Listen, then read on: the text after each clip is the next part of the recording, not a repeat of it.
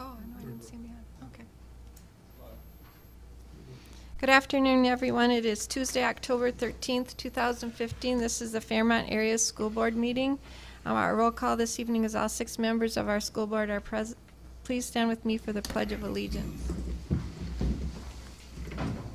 I pledge allegiance to the flag of the United States of America and to the republic for which it stands, one nation under God, indivisible, with liberty and justice for all. Thank you.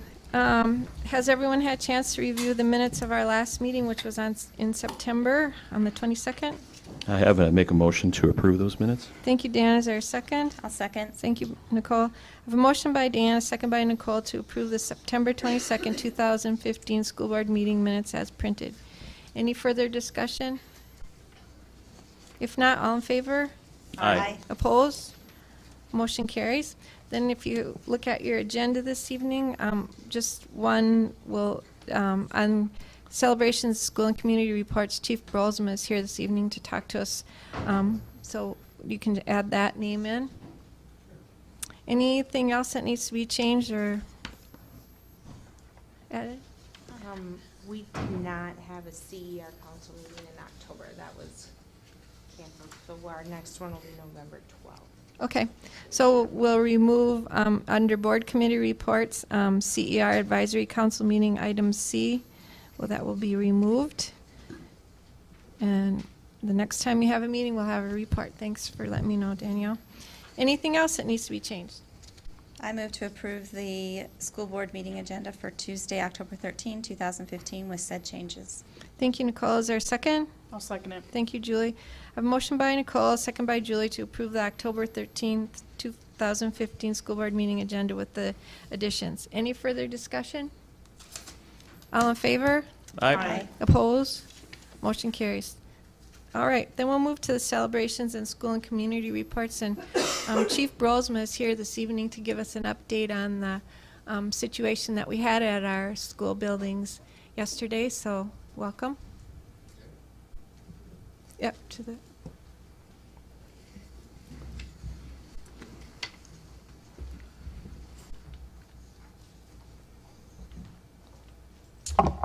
Chair and Superintendent Brown, I hadn't come with a prepared presentation or discussion, but I can just give you a few quick little thoughts, and then if you have questions, be happy to answer anything that you have.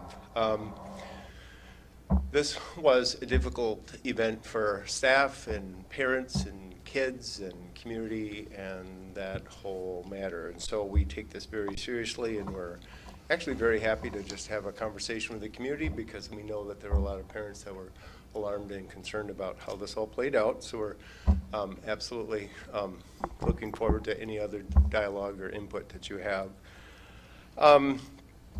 You know, when things like this come up, I mean, one of the first priorities obviously is keeping kids and staff safe. Another priority that we have is to certainly make sure that we're doing our part to identify and investigate the case, and if necessary, hold the offender accountable. And really another priority that we have is to try to minimize fear, anxiety, and some of the disruption that occurs in businesses or schools when these things happen. Part of being safe in a community is actually even just feeling safe. So that's another priority that we have in place. When we have threats or bomb threats or things like that in the community, when, like I told City Council last night, when it is clear and certain and something's unfolding, law enforcement will take control and decide what things will be done. That's when it's clear and imminent and acting out, and we'll order things. When we have threats or things that make us uncomfortable, whether it be a business that has an employee that's making threatening remarks or anything, or even in schools, we work with that organization to respect that they have an operation to run too.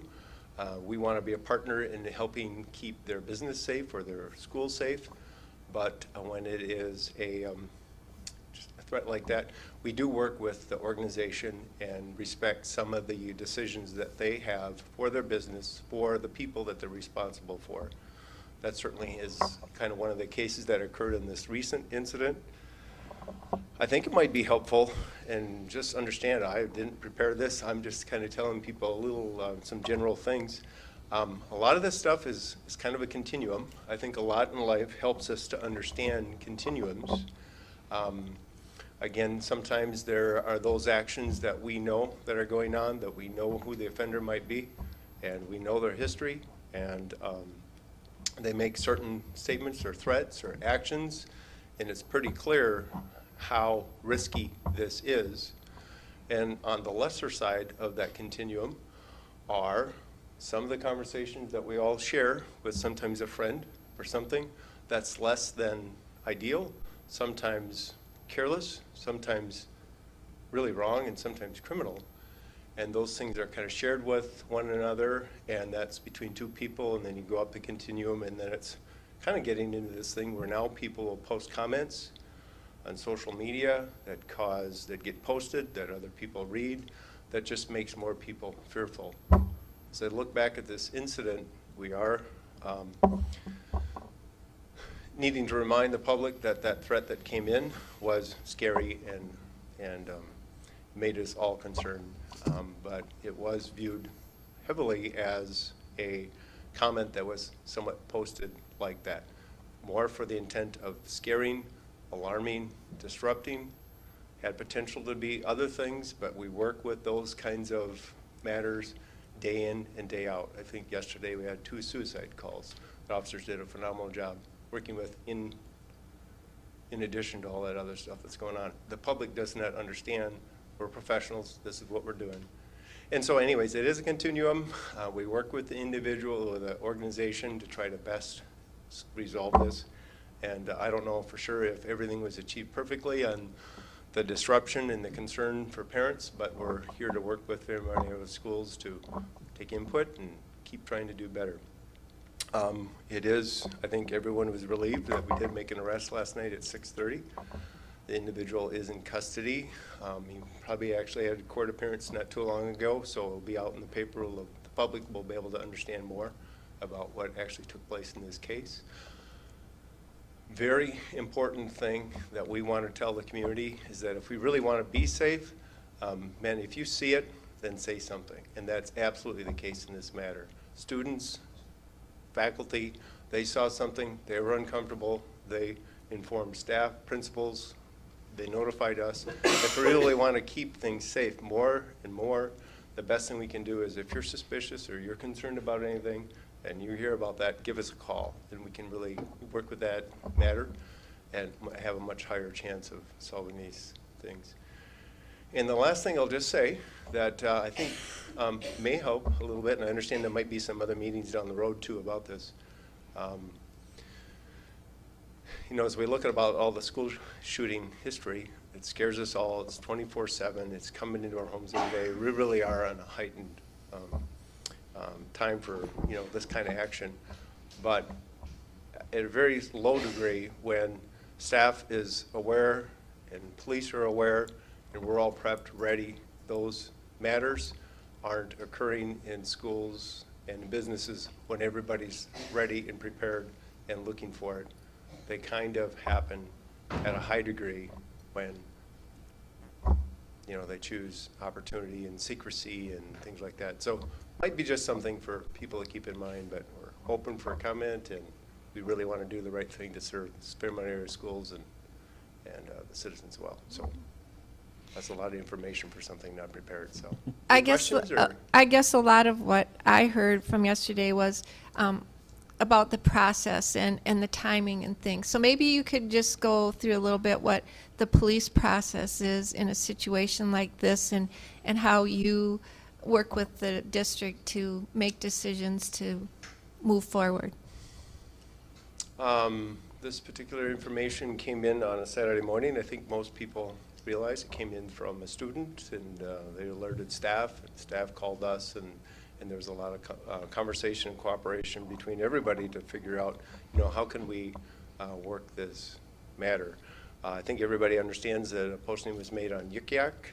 We immediately put in a request to Yik Yak to get information, because with any kind of technology, lots of times there's methods for us to solve the case.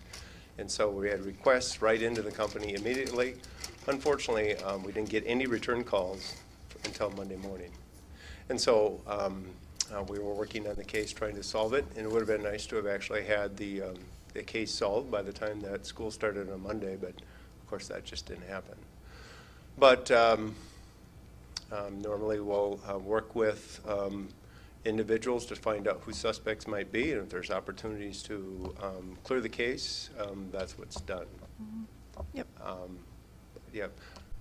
Appreciated working with Fairmont Area School staff. There was a lot of work and a lot of effort and a lot of care put into it. And I'm just happy to say that through a lot of cooperative effort, we did get this case resolved. And we're going to hold an offender accountable for a careless, threatening remark that this individual has some criminal sanctions that he'll have to deal with, and that's only right.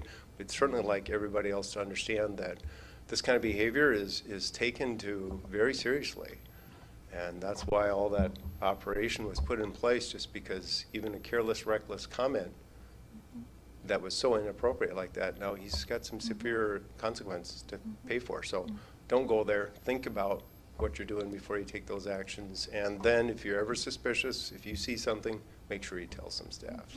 So. Are there other questions for Chief Brosman? The process, or and even while you didn't get an answer back from Yuk Yak right away, you were still investigating, so Oh, there yeah. were still wheels turning. It wasn't like Yeah, I you just think we sat back had, with your feet on your desk and waited for that to happen. That's, There was lots going on, and Yeah. Actually, this morning, for another different reason, I took a look at the number of hours that were spent on this case. As of this morning, we had already had 89 man-hours involved in this case, from the officers that were working most of the day throughout the whole Saturday and Sunday, interviewing people, trying to work through the technology barriers to try to understand, to research Yuk Yak, to a lot of different things. So it was 89 hours at a minimum of officer time devoted to this incident as of this morning. And of course, it'll be ongoing. So yeah, there was, I will say, I'm extremely proud of the work that they did. When we sat together at 4 o'clock to gather information about what everybody knew, I had, I think, 6 or 7 officers that are all pieces of the investigation. We put that together, knew that we had the right information to go interview the suspect, and that was done, and by 6:30 we had that arrest. And they did phenomenal work, and it was actually, I'm very proud to be a part of their work that day. So, yeah. And it does take time. It's not an instant fix, is it, to just get that person and find it out? It takes a little bit of time. So I think timing isn't also an issue for Right. the couple of days that we had here too. So Oh, yeah. I think yeah. that will be something that we will need to discuss, how the timings work out with your department and the school district, or whatever other business ends up with a situation. So Right, there can be lots of different things. lots of that different we- scenarios, yeah. Yeah. And the chief did reference, but on Monday night at 5 o'clock at night, we're going to have a town meeting to talk about the procedures that are currently in place, and maybe some suggestions by the community on what we could have done differently on a case like this. That would be held at Fairmont High School in the library, and at 5 o'clock. And anybody from the community that wants to come and talk. What we're really looking for is to not so much Monday morning quarterback what happened, because when I reviewed yesterday, 2 things are true. Number one, everybody that was inside of our school building was totally safe the entire day. Our kids were safe, our faculty and support staff were safe, the parents were safe, the people that stayed in the building. And the second thing that's true is that within 72 hours, the police made an arrest, and that's phenomenal. That's phenomenal. And we really appreciate all the good work that the City of Fairmont has done with the school district, working in collaboration with our administrative staff and our support staff. We have not yet counted up the number of hours that we invested in this either, but it consumed the administrative team, all the secretaries in both buildings, the social workers, the counselors, and our deans of students. And I'm sure that we probably can match that one-to-one in terms of the hours. Yeah. But I think it's very important to point that out, that yesterday there were 7, you had 7 of your officers, I think 4 at the high school, 3 at the elementary. The doors were locked. We had just a lot of eyes on our kids. I mean, we care very deeply about our own children, and we care very deeply about the children that come to our school. And I just feel great the fact that not one of our children was injured yesterday at school, and that an arrest was made. But I do think it's important, and some board members have already talked about the need. We really think it's important for the community to come together on Monday night at 5 o'clock at the high school to have a discussion about what can we do differently. Unfortunately, we live in a country right now where these type of incidents happen way too frequently. And I would hope that all parents would start taking a better look also about what their kids are doing. What are they doing on the internet? What are they doing, posting on all the different social networks that are out there? You know, they need to take responsibility too. They're at home 85% of the time. They're in our school buildings 15% of the year. And so we need to work together. And I just want to thank you publicly, Chief, for your good work and the work of your department. Well, thank you. And I just thought of one thing that I think is also kind of an important thing to state, that true, if we're really going to help to make sure that we keep students safe, one of the things that we do need to do is we need to investigate it properly and in ways that help us lead to a safe, successful resolution. Because at a high degree, these are threats, concerns, they are intentional actions, they're buildup, but no harm was caused. But we want to find out who that individual is so that we can get them service, get them support, hold them accountable if they need to. That's most often what needs to happen, because, you know, we'd rather deal with it up front and prevent it from happening again or even more severe. So, I mean, that was something that was just kind of considered too, is that we need to investigate this in the ways that we use and do so that we can bring this to a successful resolution. Because right now we have a 17-year-old that you know, hopefully you'll change some decisions. Hopefully the public and the community and the kids will understand it's not safe to do that. We should be more careful about the comments that we post on things like this, because you can be held accountable for it. We can learn from this, because we just rather just have kids come to school every day, have a great successful day, and not get involved in this other stuff, because it's pretty intense, and the social media world out there right now is a lot of good to it. But boy, there's some tough parts to it too. So by working together, I think we can achieve that. But that's one other important thing. So. Yep, so we'll be doing some problem solving on Monday night to see where our disconnects were. I've just heard comments, so I just wanted to be clear that we're not going to be trying to go back and rehash it. We're going to try moving forward to do what's right for the kids and the staff too. I mean, we have to protect them also. Right. So I like that. It's our community, whether it be the staff or the law enforcement or the parents and the kids. It is our community, so let's be open and transparent and learn from it, and all try to be better, because it takes the whole community. So happy to be a part. Yeah, and thanks for all your work. And I enjoyed visiting with some of the officers. I was at the buildings for several hours yesterday, and just to hear what their role is or what they were observing, and it was very interesting, and just how they process through the whole situation too. So Well, thank you. there's a lot going on. Yep. Yeah. All right. Thanks. Happy to Any be a other part. questions for Chief Brosma? Thank you so much for coming you. and sharing Yep, that. you bet. We appreciate it. Thank you. All right, then we'll move to the superintendent's report and calendar. Superintendent Brown? Well, thank you, Diane. First of all, looking at the calendar, just a reminder that Thursday and Friday of this week, there is no school for the students. Education Minnesota is conducting their annual conference up in Minneapolis. I do plan to attend the Ed Minnesota conference with my spouse, Robin, on Thursday, the 15th. I'll be back in the district on the Friday the 16th, though. And looking ahead also, Monday, October 19th, just a reminder to parents that we don't have school that day for the students, but the teachers are going to be there. The teachers and administrators will be doing an in-service training day with Nicole Vagel, and that will be held all day at the high school. but no students. So students will have Thursday, Friday, Saturday, Sunday, and Monday at home, but we're looking forward for them coming back to school on Tuesday, October the 20th. And then looking ahead, Tuesday, October 26th, that's actually, that should be Monday, I believe, Yep, I think October so. 26th. On Monday, October 26th, we're going to have the auditors here at the district office in the afternoon. There are going to be 2 meetings available that people can come to. These are open to the public. All of our meetings are always open to the public at 2:45 and at 4 o'clock. And the purpose of this is for the auditor to spend a couple of hours, or at least an hour and 15 minutes each, to in detail go over the audit report for fiscal year 2015.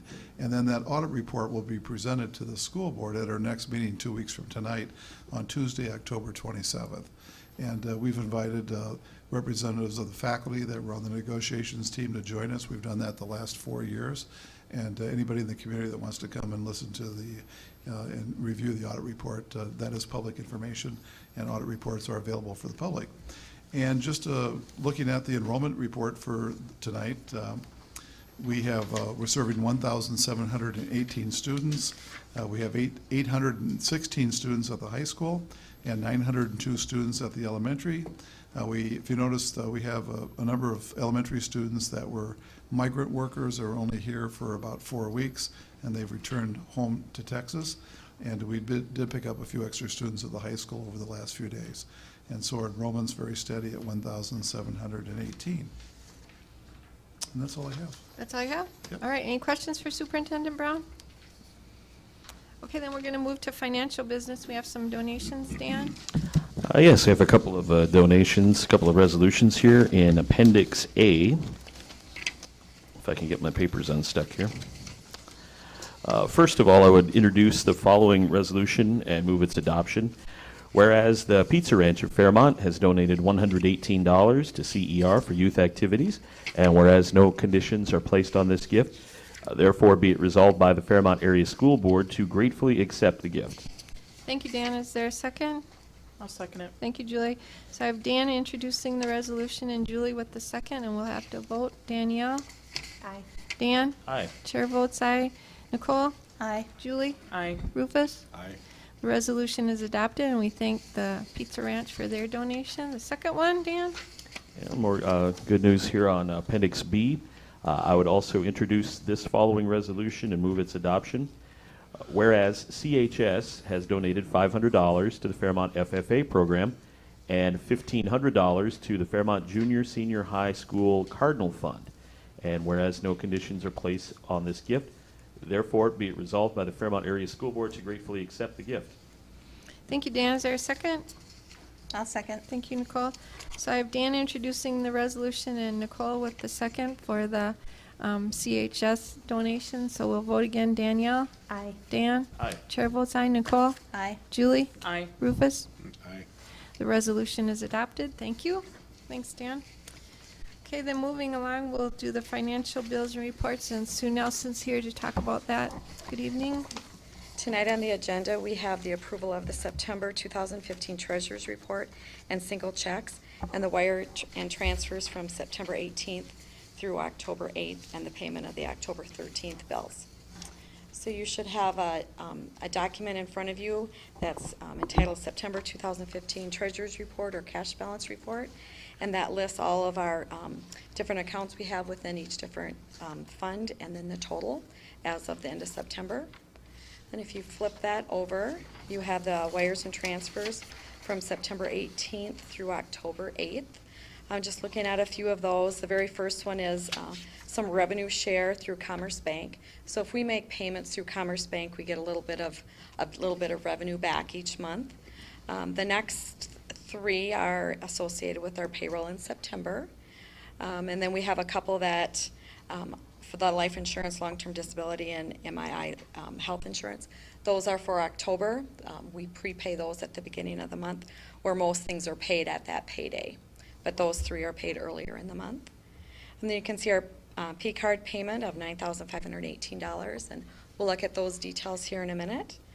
And then our expense to RevTrack for our September transactions was $1,319. And then the last on that sheet is our total payroll disbursements for September were 926,000. Any questions on that? Okay. So then you should have a single check register. Everything is dated on September 30th. We rarely have single checks, but between this board meeting and our last board meeting, we did have 3 weeks in there. So at times, then we'll have things that either have, some type of a due date, or the invoice date is over 35 days, or going to get to be over 35 days. So we'll try to get those paid. So that's what happened this time. And just one to bring to your attention is check number 57585, made out to Region 7 MAAE Treasurer, and that's for the National FFA Convention. That's a deposit for those students to attend and paid with student activity funds. Okay, and you should also have a P-card register, and the total of that register is that same $9,518 that was on the wire document. With the P-card, a variety of things can be paid each month. Couple to bring to your attention. One payment is to J.W. Pepper, and this is for sheet music, and also the folders for music, those black folio or portfolio folders. And then the payment for the National Spelling Bee, that was for both sites, elementary and high school. Any questions on the P-card payments? Okay, then looking to the payments dated today, October 13th, just a few to bring to your attention there. A payment through Commerce Bank, so there's not a check number because those are actually wires, for Pioneer Manufacturing. This is for the white paint markings for the varsity football field. And another one with Commerce Bank is for McGraw-Hill, and that is some additional math curriculum. And check number 57598 made out to the City of Fairmont. Those are for some seal coating assessments on Bellevue Avenue and Johnson Street. And then we have 2 payments to Minnesota West. One is check number 57638, and that is for $19,800. This is for our concurrent enrollment for this school year. This is for 11 classes. So that's either a year-long class or a first semester class. We pay $1,800 per course. And as I mentioned, it's for 11 classes. And then the very next payment, again, is to Minnesota West. We have 26 students who are taking classes with Minnesota West. And so this is the tuition, and it's for 98 credits. Do you have any questions on that register? Julie and I did review all of this prior to the board meeting. Thank you, Sue. If there are no other questions or anything for Sue, I would like to make a motion to approve the September 2015 Treasurers Report, single checks, wire transfers for September 18, 2015 to October 8, 2015, and payment of the October 13, 2015 bills. Thank you, Julie. Is there a second? Second. Thank you, Rufus. I have a motion by Julie, a second by Rufus, to approve the September 2015 Treasurers Report as presented in the appendix, by Sue. Any further discussion or questions? If not, all in favor? Aye. Opposed? Motion carries. Thank you, everyone. Thank you, Sue. Old business, we have nothing on our agenda this evening, but we have several new business items. So the first one is a student achievement report by Jody Christensen, which we are going to do by video. We are, Diane, we're going to need to do that one by video, and we have a PowerPoint presentation I'm going to show you. It's about 7.5 minutes long, and the educational improvement plan is about 3.5 minutes long. So I'm going to go over here to get on the computer, and we can listen to Jody, and we want to thank Jody in advance for putting this together. If you have Appendix C and D, go ahead. You have Appendix C and D that she may reference, so you may want to have those handy.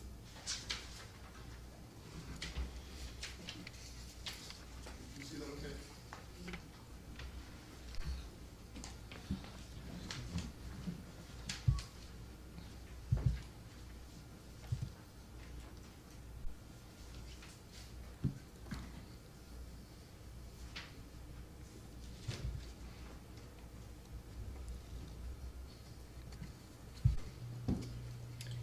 I'm bringing you the SAR report via technology. I'm sorry, my health is not very good, and so I am presenting this through the computer.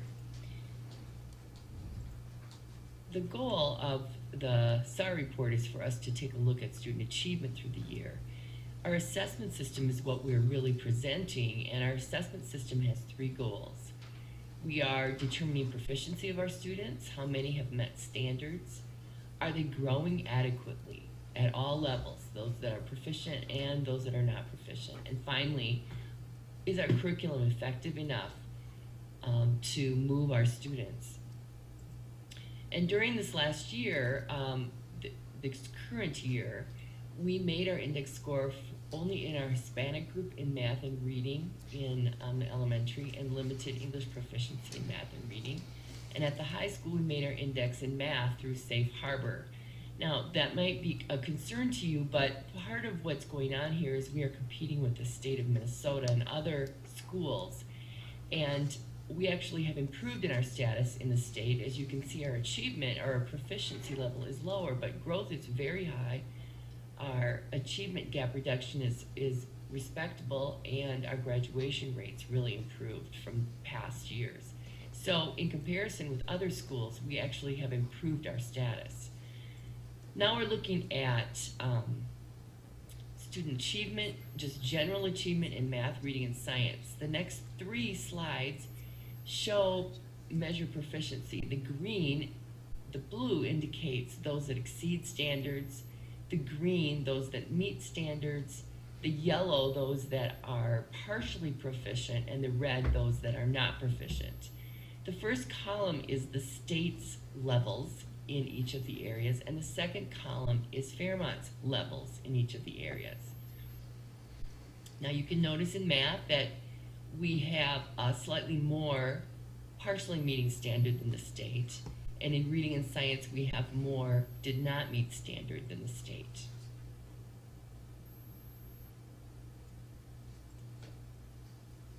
In this slide we use the same type of comparison but are looking at free and reduced lunch. And actually, as you look at math and reading free and reduced lunch for our district compared to the state, you'll see that we are very comparable, very competitive in free and reduced lunch scores. In science, we're a bit lower than the state. We really are quite doing very well, at least in the elementary in comparison to the state. You can see that the first column, the green one, is the state's free and reduced lunch comparison. The second is the school districts, the whole district, and the final one is just the elementary. And you can see that the elementary is actually above average in mathematics and at the state average in reading. So that's improvement for the elementary. This indicates the special ed population, and you can see that we are in need of work with this group of students. We have many more who are in the did not meet standard than the state has. Now we're moving to growth, and this is the MCA growth. This is the state assessment, and you can see that the blue would indicate low growth, the red high growth, and the purple medium growth. The first circle is the state's pie, and the second is Fairmont's pie. You can see in mathematics that we actually have more students in the medium growth area and less in the low growth area than the state.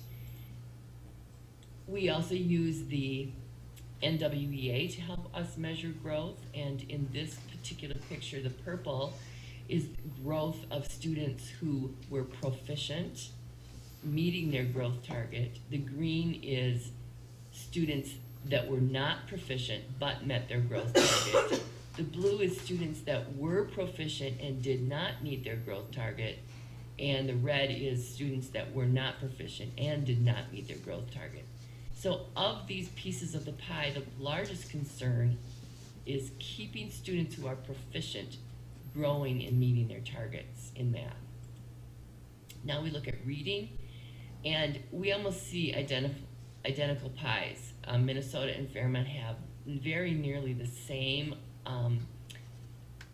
percentage of low, medium, and high growth students in reading.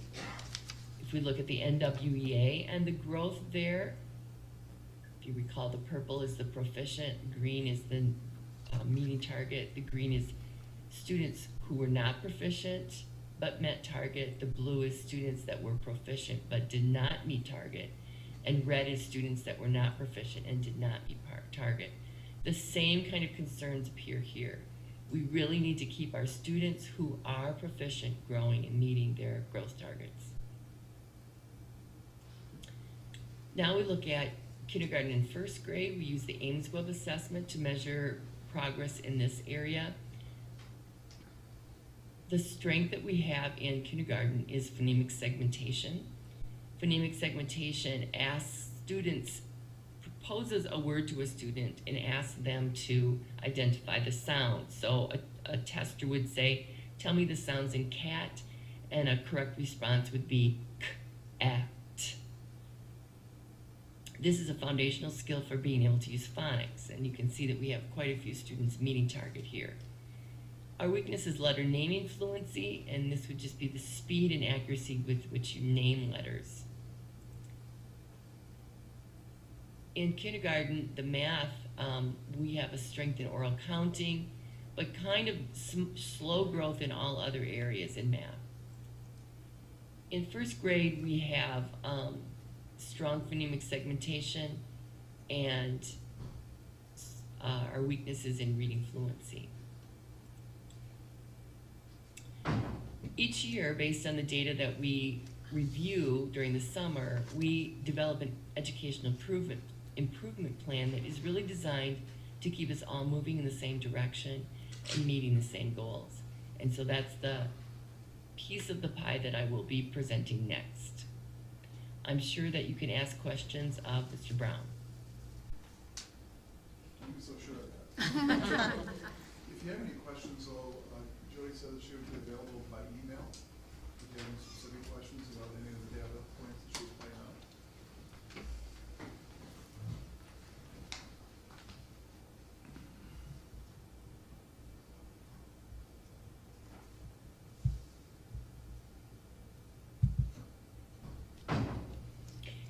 Each year, our district designs an educational improvement plan to move us closer and closer to our targets on the MCA assessment.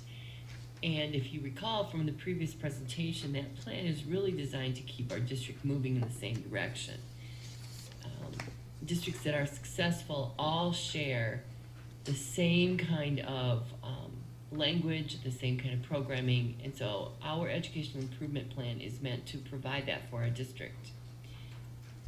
First, let's take a look at where we were in comparison to our goal last year. We had a general goal of a 5% growth target, and that growth could be compared from the previous grade, same students, or from the previous grade, different students. And you can see that we've compared in both ways in math and reading.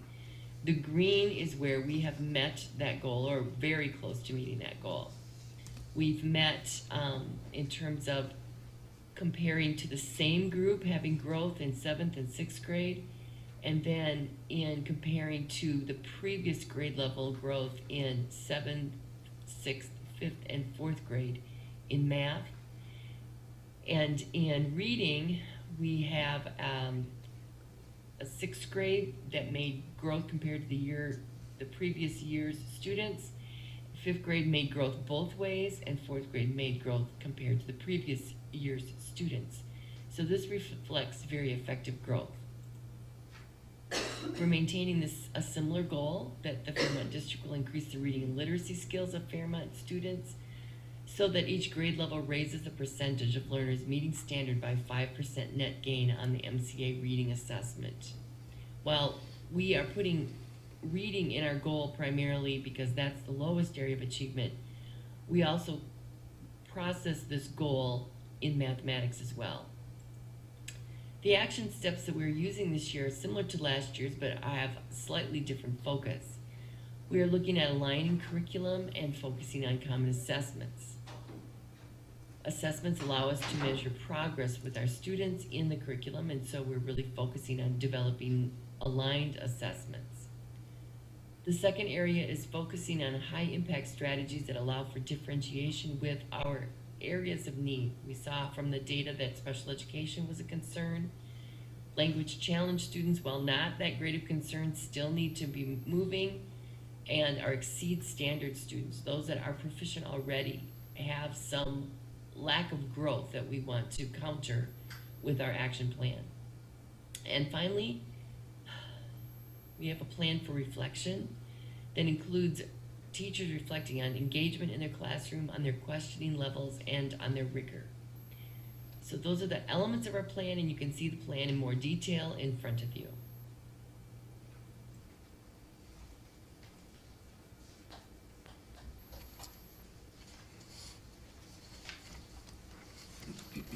Okay. Any other comments, Superintendent Brown, about the reports? Did you have a chance to meet with Mrs. Christensen?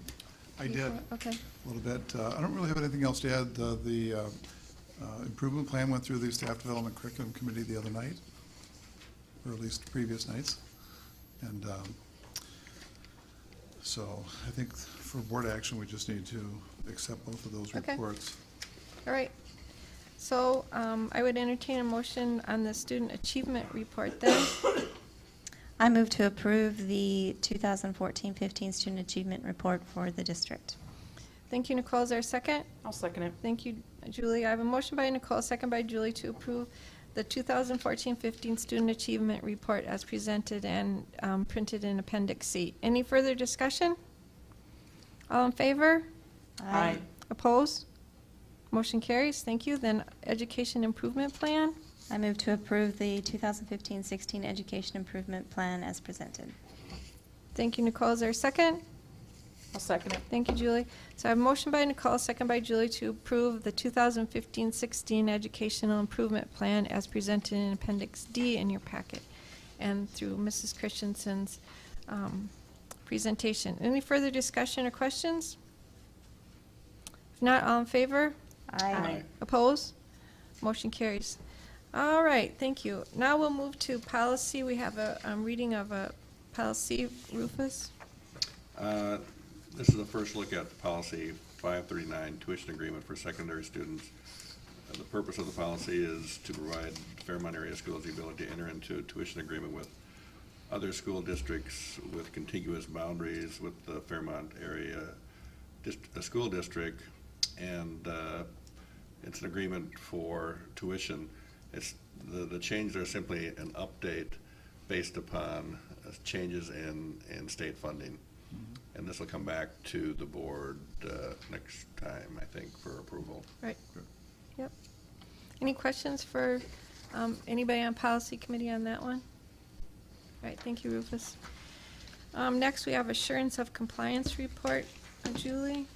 Yes, in your packet, Appendix F is the assurance of compliance report. Each year, the board must take action to ensure the district is in compliance with all the items that are listed on this report.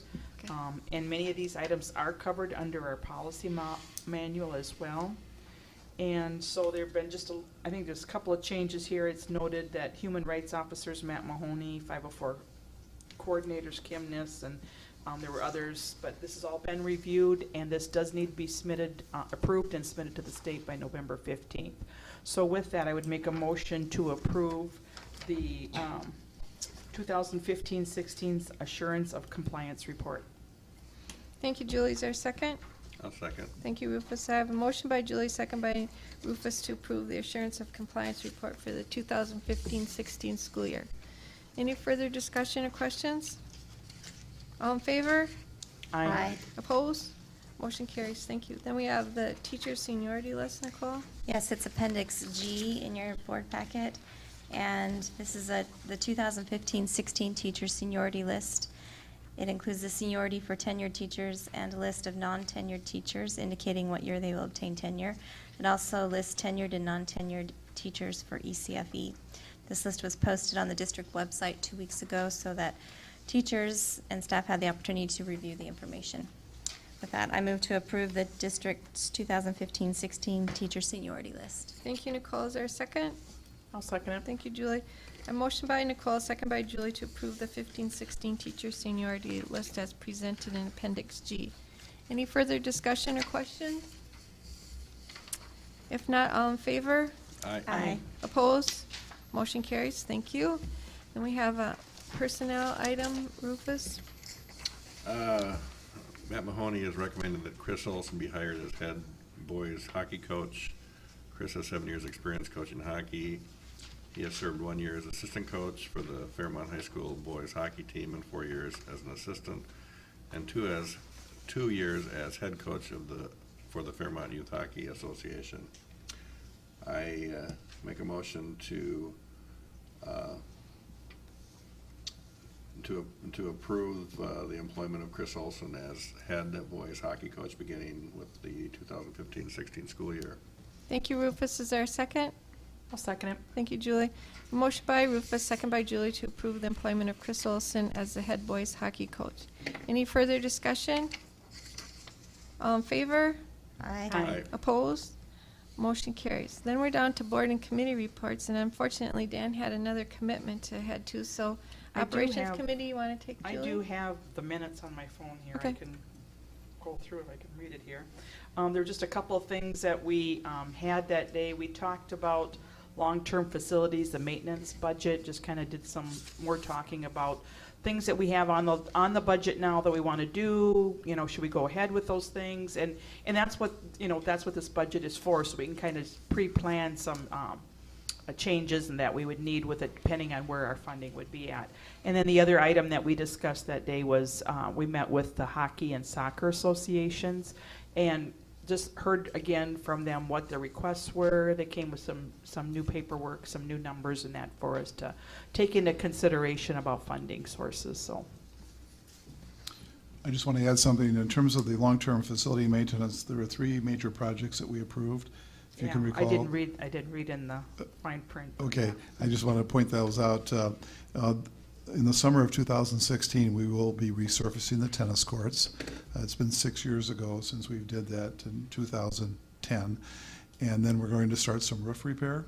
And then, this is very important, I think, for the community, is that we're looking at replacing the baseball bleachers in the fall of 2016. That would get us through our baseball season this year and the summer leagues that are using the field. But we really do need, for safety reasons, we need to replace those bleachers. And so those are the 3 major projects that will be done in the next year.